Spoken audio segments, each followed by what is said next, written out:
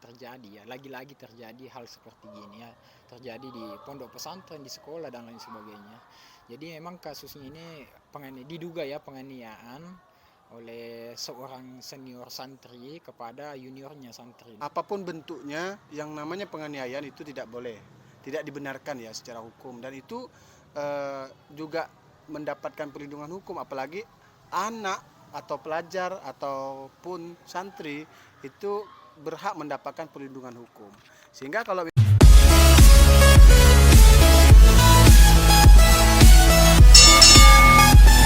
Assalamualaikum warahmatullahi wabarakatuh. Perkenalkan, saya Rinjani Nursari dan di sebelah saya ada Bapak Advokat Muda dan di sebelah saya ada Pak Anca. Baiklah, di sini kita akan ngobrol-ngobrol santai. Yang ingin kita obrolkan yaitu mengenai masalah yang sedang viral sekarang, yaitu tentang kasus yang dimana seorang santri diduga dianiaya.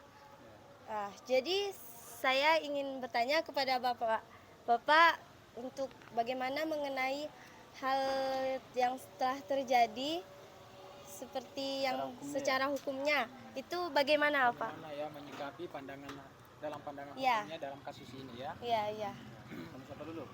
Saya ingin bertanya kepada Bapak. Oh ya, baik.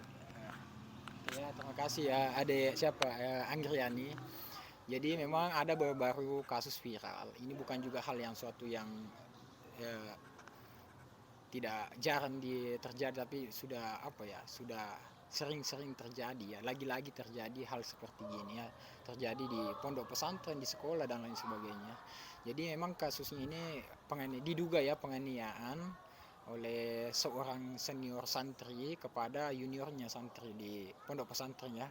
Saya tidak menyebutkan tempat ya. Namun saya hanya melihat dari secara hukumnya ya. Jika kita melihat dari sisi hukum, ini masuk dalam kategorisasi penganiayaan ya, sehingga menimbulkan kematian. Tetapi karena pelakunya ini di bawah umur, korbannya juga anak, maka ini masuk dalam ranah Undang-Undang Perlindungan Anak. Nah, anak yang berhadapan dengan hukum, baik itu pelaku, korban, saksi, itu juga diatur dalam sistem peradilan anak ya, Undang-Undang Nomor 11 Tahun 2012. Nah, penganiayaan yang dilakukan ini kan sampai meninggalnya si korban. Sampai meninggal. Nah, ini ancamannya lebih dari 7 tahun. Nah, kalau ancamannya lebih dari 7 tahun itu sebenarnya kalau dalam sistem peradilan anak itu ada yang namanya diversi, tapi mungkin nanti disempurnakan oleh advokat muda ya, bagaimana tahapan dalam diversi ketika anak yang berhadapan dengan hukum, baik itu pelaku, korban dan saksi. Mungkin untuk pengantar begitu saja ya. Mungkin saya bisa disempurnakan oleh advokat muda. baik, terima kasih Adik Anjani ya. Jumpa lagi sama saya ya. Kalau saya begini, menyikapi dan tanggapan hukum ya terhadap kasus yang lagi viral ini, dugaan penganiayaan terhadap seorang santri itu ya. Nah, di mana secara hukum apapun bentuknya, yang namanya penganiayaan itu tidak boleh, tidak dibenarkan ya secara hukum, dan itu juga mendapatkan perlindungan hukum, apalagi anak atau pelajar ataupun santri itu berhak mendapatkan perlindungan hukum. Sehingga kalau memang itu benar adanya, maka yang menganiaya itu harus diproses secara hukum. Nah, persoalan dia terbukti atau tidak itu tergantung bagaimana penegak hukum penyelidikan dan penyidikan yang menentukan bahwa dia tersangka atau bukan. Nah, nanti ketika sudah diproses itu kan ada yang namanya pemeriksaan dalam tahapan peradilan. Di dalam peradilan itu sebenarnya juga diatur secara undang-undang, anak yang dianiaya maupun dia yang melakukan adalah orang dewasa maupun orang maupun anak di bawah umur, maka dia juga dikenakan ancaman hukumannya.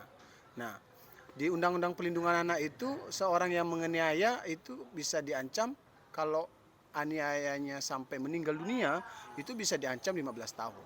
Misalnya dalam Undang-Undang Nomor 35 Tahun 2014 sebagai pengganti Undang-Undang Nomor 23 Tahun 2002 ya. Nah, maka seseorang yang dianiaya apabila anak itu di bawah umur itu ancamannya bisa 15 tahun. Karena ini dugaannya sampai terbunuh ya. Kalau saya lihat di sumber media itu ancamannya itu 15 tahun. 15 tahun. Nah, akan tetapi karena ini pelakunya diduga juga anak di bawah umur 18 ke bawah, maka hukuman maksimumnya dikurangi 1/2.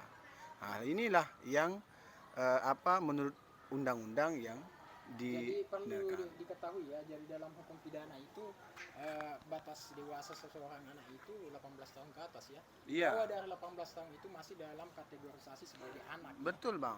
Karena anak yang dimaksud belum dewasa atau di bawah umur itu sebelum umur 18 tahun. Kalau 18 plus 3 hari plus 5 hari plus 1 bulan itu sudah dianggap dewasa secara undang-undang pelindungan anak. Kan di dalam sistem peradilan anak kan ada yang dikenal yang namanya diversi. Diversi. Ya. Diversi itu untuk memperoleh yang namanya keadilan restoratif atau Restoratif justice. Ya, Iya. artinya peralihan perkara pidana dengan cara tidak melalui mediasi atau di mana ada di dalamnya mediator ya. Betul. Dan mendudukkan perkara agar bisa diselesaikan perkara ini. Akan tetapi diversi itu biasanya lebih kepada yang penganiayaan ringan, bullying.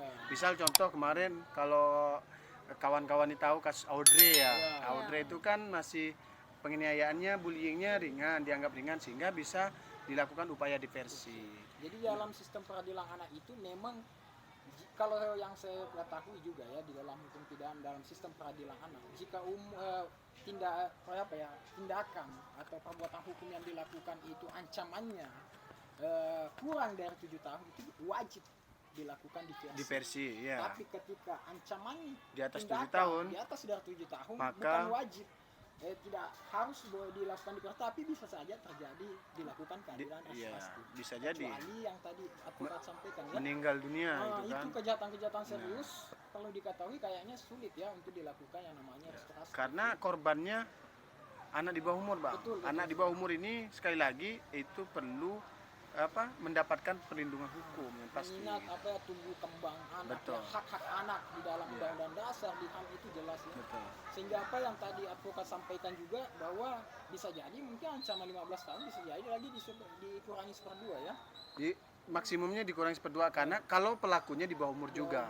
Kalau pelakunya orang dewasa lebih dari 18 tahun maka ancamannya tetap maksimum. Betul. Apalagi yang melakukan ini misalnya pengasuh atau guru atau orang tuanya, maka bisa ditambah lagi ditambah lagi 2/3 Bang dari ancaman maksimumnya itu. Ya, kalau dalam hukum pidana alasan memperberat ya. Iya.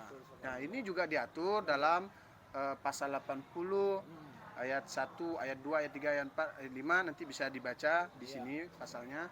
Nah, itu contoh daripada pasal 76 huruf C. ya. Barang siapa yang melakukan menyuruh untuk melakukan penganiayaan ataupun terhadap anak di bawah umur maka dikenakan sanksi sebagaimana pasal 80 itu. Nah, kira-kira seperti itu ada lagi? Ada pesan tidak Pak untuk dengan kasus ini? Ya, kalau pesan saya sebagai seorang hukum atau pengamat hukum sebagai praktisi hukum, maka kita ini kan orang negara hukum ya. Iya, betul.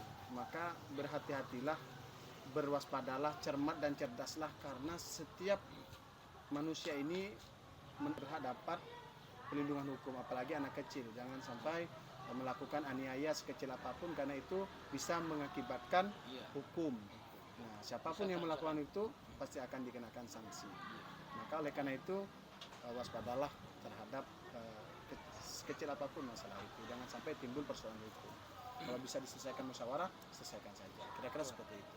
Mungkin ada pesan untuk baik. Bapak? Sebelum saya kasih pesan dari hasil diskusi kita obrolan kita ngobrol jejak kasus ini, mungkin perlu di dalam suatu pondok pesantren itu ada pengawasan lebih ketat lagi ya, karena mengingat hal ini terjadi lagi karena bisa saja diberikan pertanggungjawaban pidana kepada pondok pesantren karena ada kelalaian di situ sehingga terjadi kekerasan ya yang dilakukan oleh santri kepada santri juga. Nah, harus ada pengawasan lagi karena di sini harus ada mekanisme yang memberikan pengawasan lebih ketat agar tidak terjadi hal seperti ini. Dan saya harap tidak terjadi, tidak ada kata 3L lagi dan lagi dan lagi. Dan sebagai pesan saya, setiap manusia itu akan pastinya berbuat suatu kesalahan. Tetapi bukan berarti seseorang itu tidak diberikan kesempatan kembali untuk melakukan kebaikan.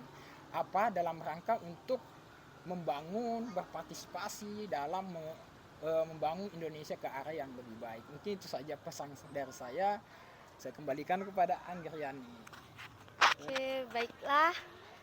Mungkin hanya segini percakapan dialog kita.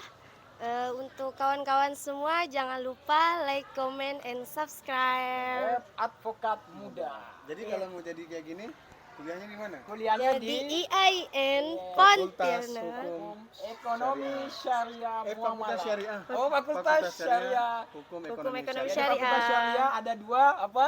Ada Hukum dua syariah, prodi. Hukum Syariah dan Hukum Keluarga. Ya. Ya. Oke, salam jumpa lagi bersama saya. Ya. Advokat muda, sukses selalu.